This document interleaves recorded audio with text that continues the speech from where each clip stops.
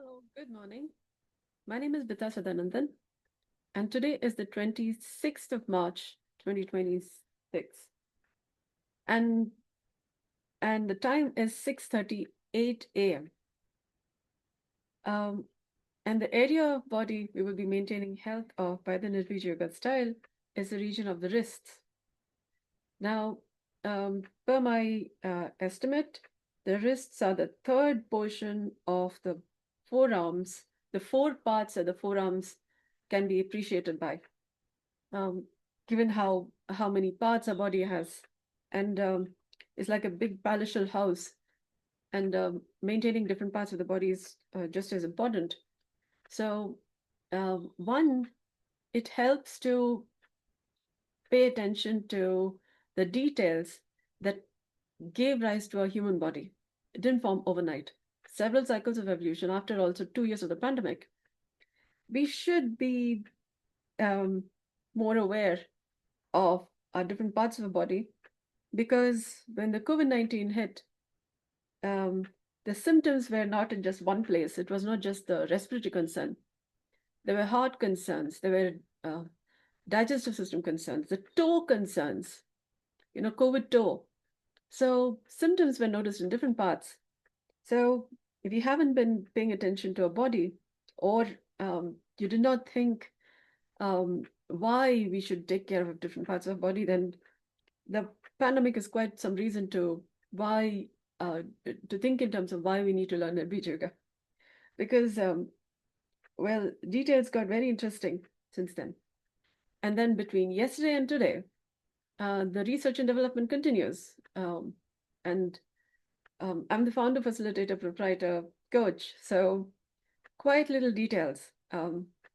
Also, the sun woke up today, um, okay, on a different date. Earth is rotating and revolving at its own time. So the sun is not shining on the same location that Earth was um, yesterday. Yeah. So several such details. 24 hours, all of us on the same planet, and everybody have 24 hours. And Earth and sun is not shining on the same 24-hour, yeah, today as was yesterday. Yeah. So time is moving forward. If you consider how Earth and Sun and the different planets are moving onward. Yeah. So what then comes to attention today about the risks may not have been possible any other day. And what I'm going to say is also, I don't know what's going to come out of my mouth, but it's all about in relationship with maintaining health of wrists. So Nirbeeja Yoga is pretty in the moment. Yeah. Um, it's quite Aikido in the sense that it's a bit takemusu, dynamically in the moment, and then what is there to be appreciated in the moment, and how life happens in the present moment. All else is mere conjecture. Yeah, yeah, truth is in the moment, kind of. Life happens in the moment. So, what can we do to maintain health while things are always changing? Uh, Time is ticking, seconds, and what you're paying attention to about your body. mm, And that bit of information, which will tell you um, maybe that nerve and that muscle and that bone can do better when you're more aware. So, in maintaining the wrist, here I've come to another protocol as of yesterday, which is to pay attention to the main frame, which is our head, neck, um, shoulder, girdle, the rib cage, the spine, the pelvic area, which is the main frame, which is like the standard model for any human who's alive, plus or minus limbs. So wrists are part of the limbs, and maintaining health of wrists from the main frame has better integration. So there is, rather than the external to internal, um, we are paying attention to what is common for all humans, and then including what has us have um, parts or aspects which can then help contribute to everybody. Yeah. Now, I invite you to take a seat on a chair that allows you to rest your back on a chair back, and that has an armrest so you can place your elbows, and then the chair height is such that you can place your feet flat on the ground, so your legs are not dangling, and you can keep your knees at a 90-degree angle from your ankles, so your bones are well supported by the very bony framework of your own body. Yeah. And the chair can take the weight of your body without your legs dangling or your arms being unsupported. Yeah. So Abraham Lincoln chair.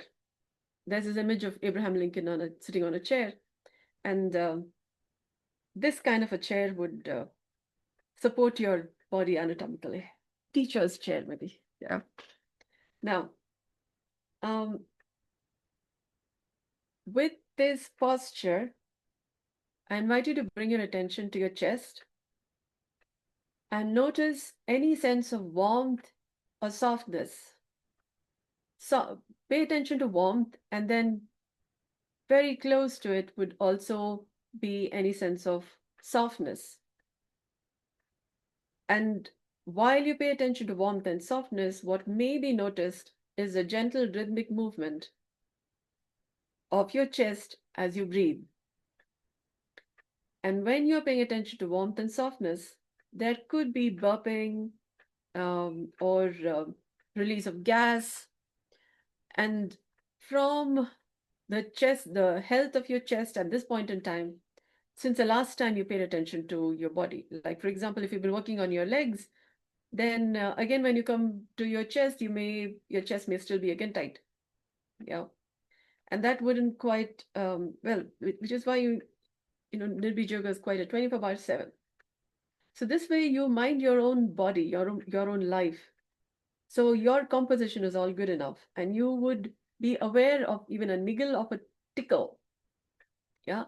So you know if there's any infection or something showing up, because you'll be the first one to know, so to speak, if you're paying attention. Yeah. So the region of your chest, it helps to pay attention to the left and right sides in terms of warmth and softness, and then to arrive at appreciating the movement of your chest as you're breathing. And then notice the movement of your arms in relationship with your chest. It would also come to your attention the movement of your abdomen in relationship with your chest, which may be different. So the main frame, your chest expanding, contracting in its own rhythm when you're breathing naturally, and your abdomen expanding, contracting in its own pace, which may be different from that of the chest pace in its own rhythm. And if you have been following my previous lives, then the pelvis has a breath of its own, which would also be something to pay attention to, because that way it's called the Panavayu, but the downward moving breath. And if you have, I think we have covered the belly button breath. Yeah. If not, you could go to my website, learn.dynamicstillnesses.com. LEARN dot DYNAMICSTILLNESSES. So I'm having a little bit of a battery thing here. So I repeat again. Learn, LEARN dot DYNAMICSTILLNESSES.com. So on the website, there is this exercise on belly button breathe or belly button breath. It's called belly button breath, and it's available for free. You could, click on that check out this exercise, you will get to know about the belly button breath. So apart from the abdomen breathing, chest breathing, pelvic breath, which you would have to kind of scroll on my exact page profile to come to pelvic breathing, or you would find that as different parts of the pelvis. So that will be a little series of exercises, but you still have that a little appreciation that would also help maintain the health of your main thing. And then with that awareness, when you can pay attention to your arms would be in a better health already. So if you have any risk of cardiovascular concerns, you would be already taking care of your heart and your chest more, and then paying attention to your arms. So if you're having symptoms of pain, for example, in your arms, and you're already taking care of your chest, then your symptoms of chest pain will be more relieving, or any causes for cardiac concerns. And then you're taking care of your arms, yeah, which has okay, which has better health maintenance benefits. Now, okay, my camera stops working. All right. Now, I invite you to now bring your attention to your wrists and notice the left and right sides of your wrists. Now, it's not just about the left and right hands, wrist of your left and right hands, but it's the left and right sides of the left and right hands. Okay, right arms, the wrists of both arms, and the left and right sides of each arm, the wrists of left and of each arm. So that would be paying attention to the little finger side of the arm and the thumb finger side of the arm. So that's like saying our body has left and right sides. The arms have little finger side and thumb side. And they are mirror images of each other. Yeah. Our human body is very interestingly made. Yeah. Bilaterally symmetrical, but here we are having mirror image of uh, of hands, and we're maintaining health of both sides, inner side and outer side, simultaneously. So fixing and changing won't work. Appreciating how they are does, because the left side of the body is innervated by the right hemisphere, and right side of the body is innervated by the left hemisphere. So if you're going to fix and change and try to make something happen and bring about a balance, you are jacking up your own body. Yeah. So you're getting yourself into trouble, because you're expecting your body to do something which it is not supposed to be changing anything of. Now, and so the Nirbeeja Yoga style works by appreciating how things are. And then there are fine details by which there comes a finer integration, a finer balance, without breaking anything or stretching something into a knot or getting into a twist which you don't know how to untangle. Yeah, this helps to detangle and decontaminate and defragment like a computer. Yeah, and then that's like combing the hair that's your body. Microfibers, there is muscle fibers and all kinds of fibers, yeah, that a body is made up of.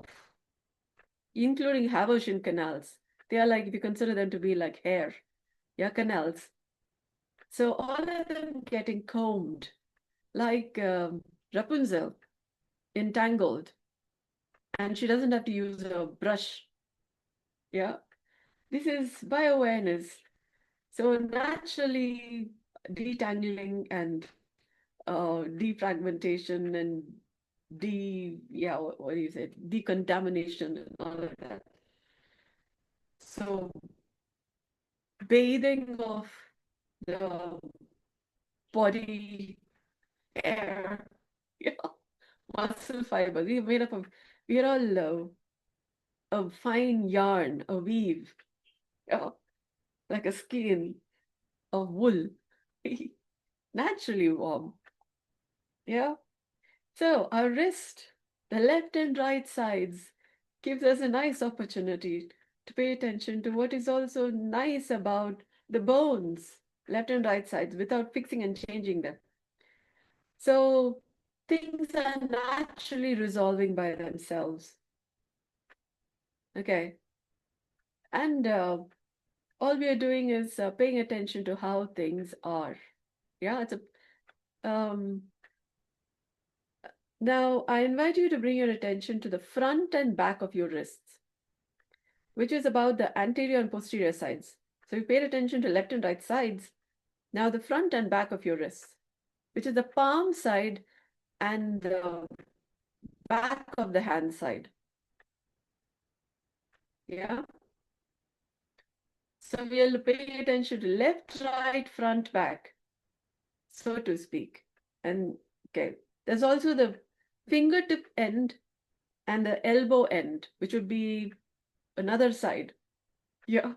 So there's left and right sides, up and down, and front and back, about the wrist. Yeah. And the wrist is made up of so many tiny little bones, bonules. Yeah. Bonelets, no bonules. No. They all have Haversian canals. Yeah. No. And they're also cushioned by little pockets of liquid, which then helps their, I can't say bursa, yeah, but which cushions them and helps them be mobile, yeah. And uh, so the joint, multi jointed wrist that maintains a connection between palms and palm and the forearm is like the ankles, which is also made up of several little bonules. And can you just see what a marvel, engineering marvel these are? Yeah, wrists. And then when the muscles or tendons or ligaments there go through a little bit of a tough moment, what then it takes to relieve the tension or relieve the pressure is also something worth paying attention to. Because your left and right wrists may have different kinds of tension, not same. Because I, for example, use my right hand. I'm right-handed. So I drive my vehicle the right, I'm writing on the right, using my right hand. I tend to use my right hand more, for example, to pick up a plate from the kitchen counter. Left is also there.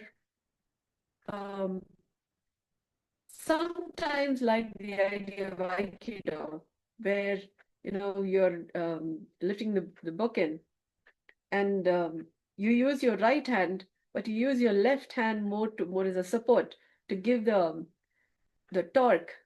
Yeah. So then we do the right thing by paying attention to what's left. Yeah. So our anthropomorphically. Our relationship between the left and right is also pretty interesting.